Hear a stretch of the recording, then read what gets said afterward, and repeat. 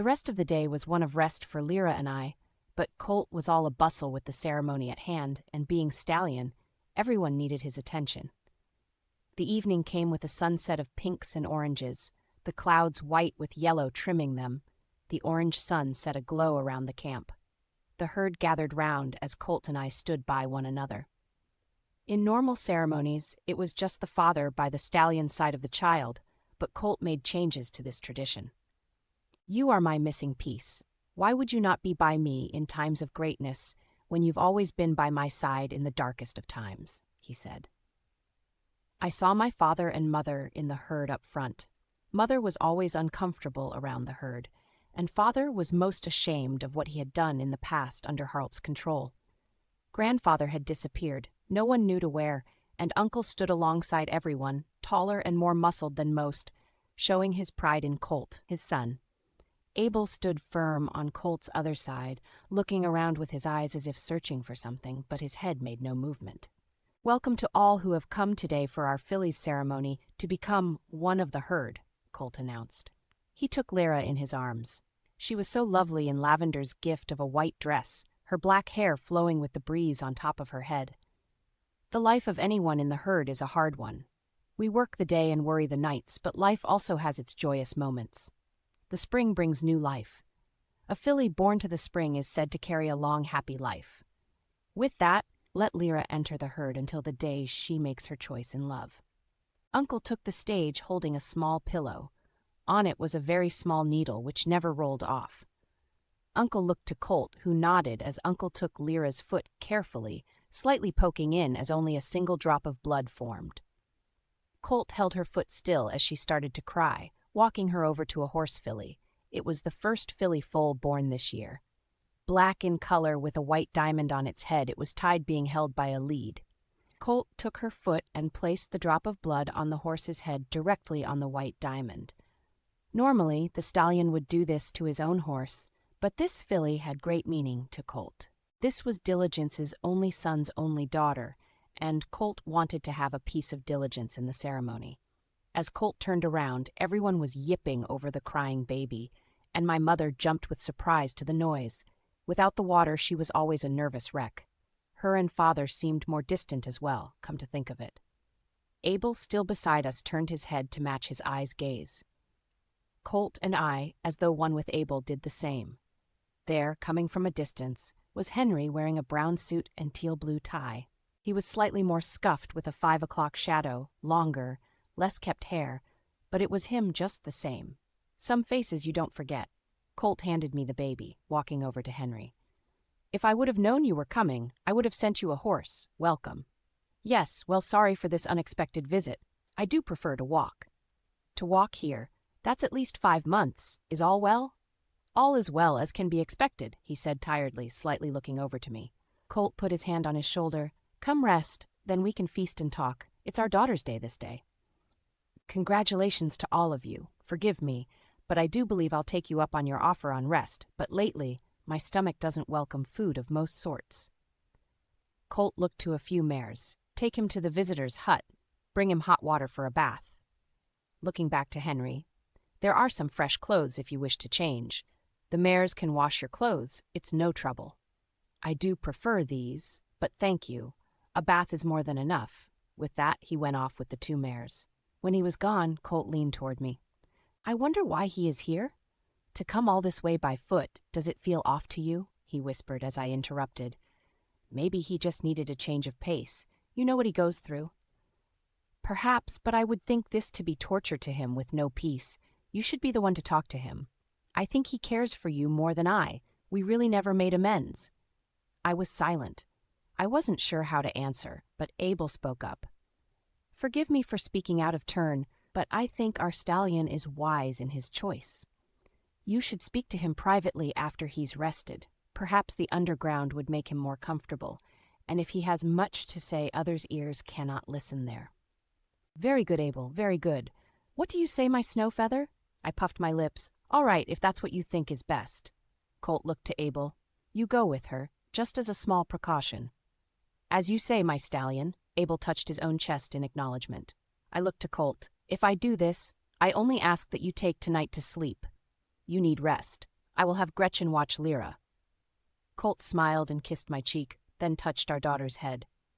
"Very well, after the feast, I shall sleep." I went quickly and changed out of my clothes to something more practical for such a meeting, tied my hair back. I sucked in a breath, releasing it slowly. I came out to see Abel standing beside the door. "Bring him to the underground when he is ready. Don't rush him." "Of course," was all he said. He seemed a bit quiet. With that, I myself went to the underground alone even. With all the lights on, it was still just spooky to me to be there alone. I immediately started making some tea. The electricity made it much easier for me here, taking some cups from the cabinet and a porcelain teapot adorned with roses, filling it with water and bringing it to a boil.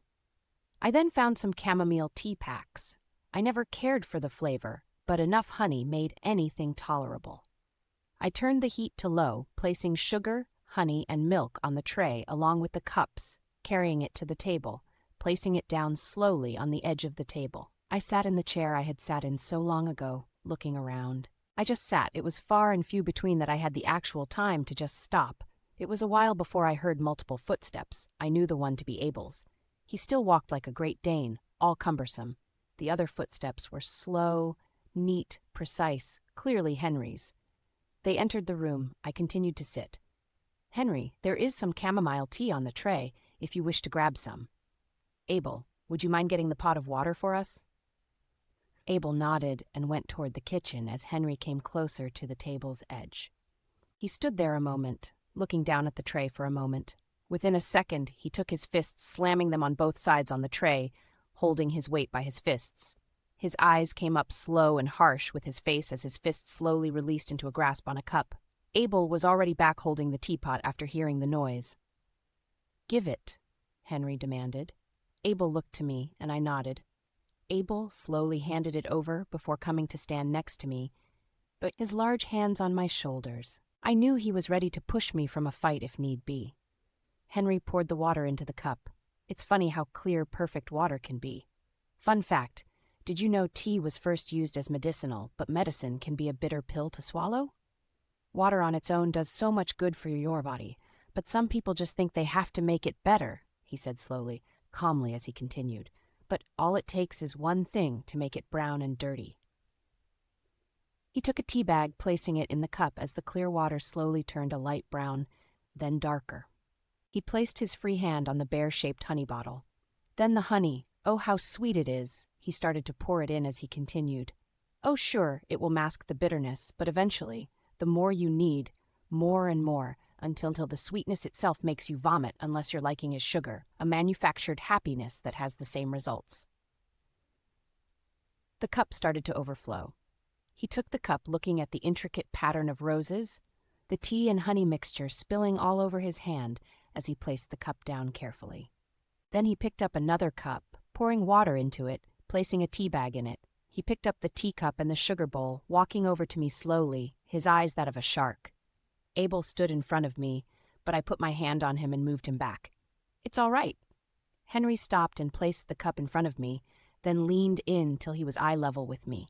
Taking the sugar bowl, he took the bowl and started to pour it in the cup slowly. "Say when," he said. "Henry, why are you here?"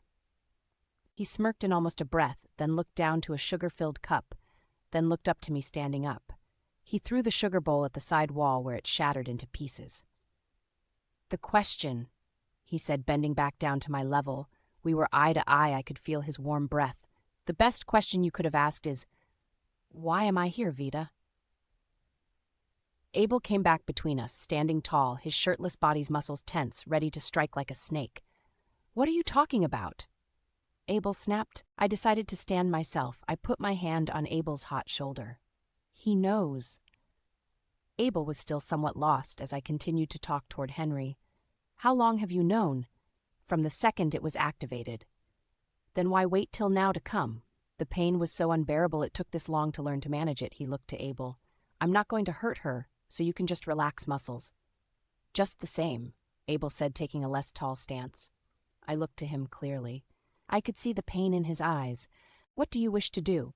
"You know what I wish to do, to finally be rid of it." "I can't allow that. Not just yet. He has made such progress, Henry." Henry interrupted me with a snap. He isn't it, Vita. Didn't you learn anything? It doesn't learn, it doesn't love, it doesn't hate. It has no feelings. It is just an algorithm of calculations and death. There is no changing it. If you would just see for yourself. You're not hearing me. I don't need to see it, Vita. I lived it. I'm living it now, and it's killing me. I can make him stop. No, you can't. You are not the one in power, no matter what it has you thinking. Henry started to hold the side of his head. Kill it, or I will.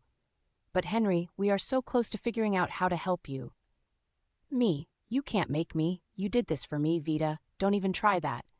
You know better than anyone, Henry, how it feels, but I want to stop all of them, and I just need a little more time, then you can do as you please to it.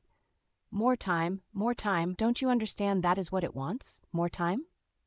Why don't you help us? Then do as you please. You know he ins and outs better than any of us. Henry shook his head. Us? How many know about this? 4, including you, Abel, Dr. Furnius, and me.